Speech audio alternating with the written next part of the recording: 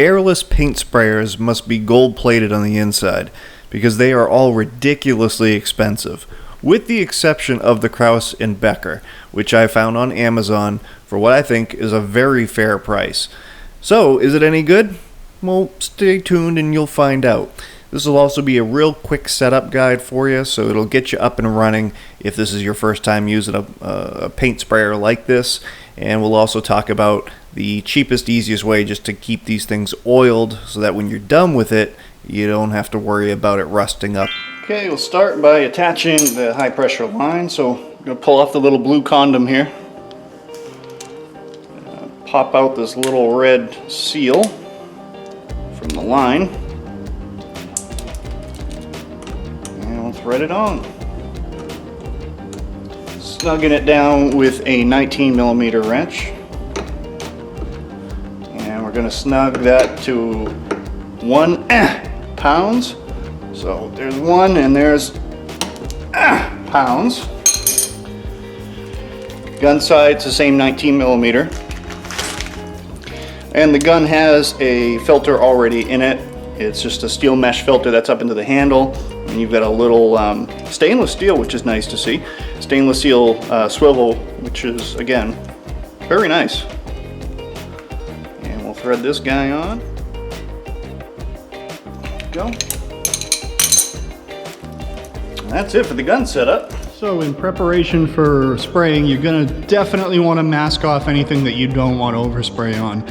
I'll tell you, after using this for a little bit of time already, the overspray is not as bad as it is with an aerosol spray by any means, and if you're using water-based paint, it's a really easy cleanup. But with that said, to minimize your cleanup, take an extra bit of time, and you definitely want to tape off everything. It also helps you speed up the process of painting if you don't have to worry about this stuff. And the other thing I've already learned is not to leave any loose edges. Just because you tape the bottom and the top, the amount of air that comes out of this gun, or not air, but paint, under the pressure that it's under, it will just get into everything. So you really do need to fully tape all of your seams to keep it from lifting up the edge of your plastics. Well, let's get this thing primed. So I'm going to be using 5-gallon buckets, which is the way to go. Even if you only have gallon paint cans, get a 5-gallon bucket and pour your gallon cans into the 5-gallon bucket. But this works out best for me. I tape this thing to the top of another 5-gallon bucket so that the hose goes in at the right angle and really grabs all the way to the bottom. And we're also going to need about a gallon of water. You probably don't even need a gallon to get it primed, but a little gallon bucket would be just fine to get it primed. So you're just going to drop your intake tube into the bucket, kind of hold it in there along with this tube, and you want to kind of keep an eye on that one, so we're going to keep it out of the water. And we'll fire up the pump on the prime setting. Switch is inconveniently mounted on the opposite side.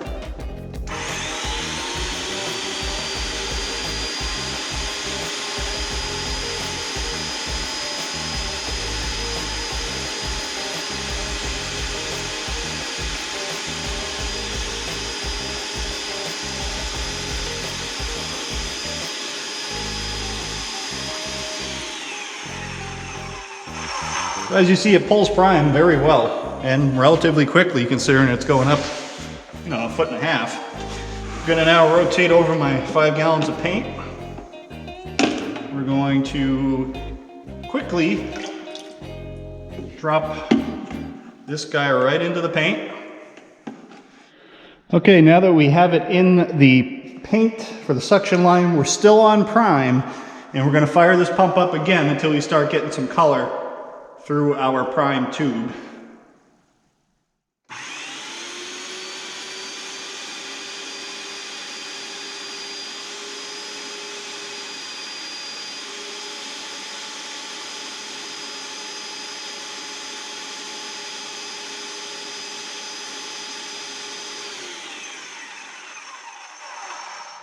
You just want to kind of check the consistency, and that's getting pretty thick, so I know we're good and in the paint. I'm now going to drop the prime tube also back in there, and there's no real reason for that other than to keep it from dripping everywhere, and then you can get your water out of the way because you're not going to use it again. Now we will switch our setting over here to the gun from prime, and we will get Now, one thing that they don't mention in the manual, but I've found that I kind of like, is I reverse this, change the nozzle to the blowout setting, which is what you would use if you got a little nozzle clog. And I will aim this guy back into the paint container, carefully. And then we're gonna let this thing run, and I'm gonna let it run until I get nothing but thick paint through this. So there's a little bit of water still in this system, and I don't wanna spray that on the walls. It's gonna take forever to dry, and it's gonna make the paint run. So I fire it back into the 5 gallons where it can then be mixed up with everything else, and it won't be as thin. I found this works really well, but you do have to be careful that it doesn't come blasting paint out at your face. If it does, we'll add this to the blooper reel. If it doesn't, I look like I know what I'm doing.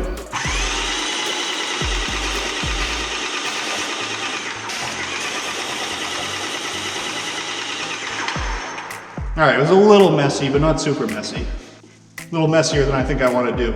As you will notice, it's going to take some time for this paint to thicken up in the system.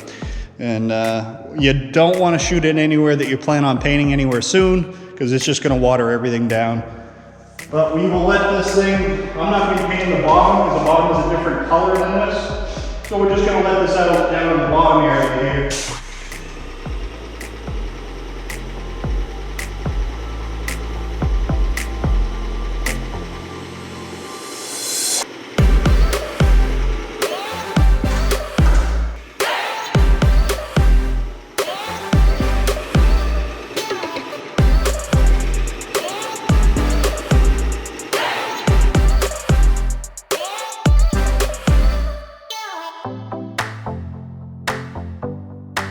Here's my most favorite feature, eraser mode.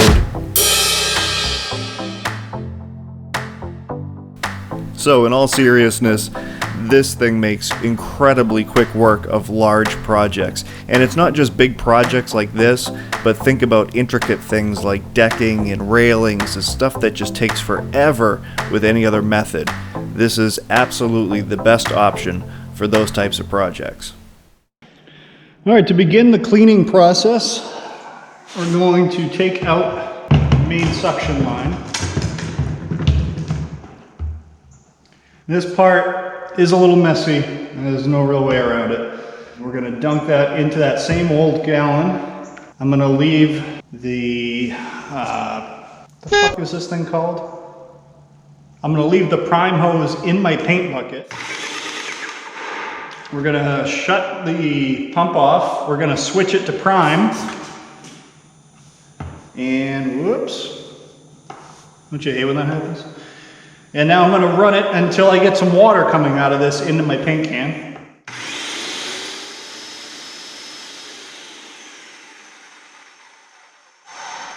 I'm just gonna check real quick, see how runny it is. Yep, that's pretty runny. So I don't wanna get it any more watery than that. We'll stick it in here, and now I'm going to take it outside, and we'll do the rest of the cleaning process out there. The first step is to run fresh water right through the prime hose, and the main goal here is to get any remaining paint out of the big suction line before you start even trying to clear the line that goes to the nozzle itself.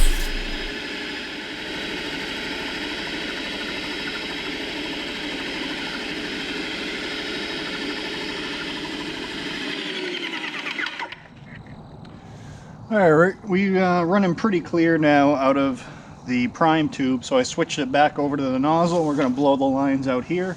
I'm going to reverse the nozzle, like so.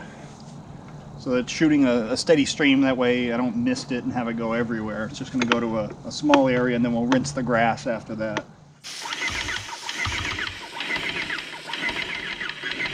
Alright, now we're into the water. I'm going to hit that.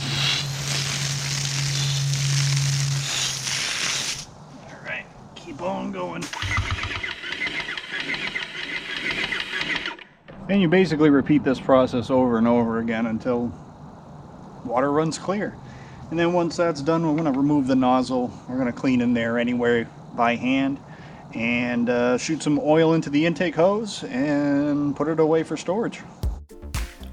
Overall, I think this sprayer is a steal and worth every penny to have in your arsenal of tools.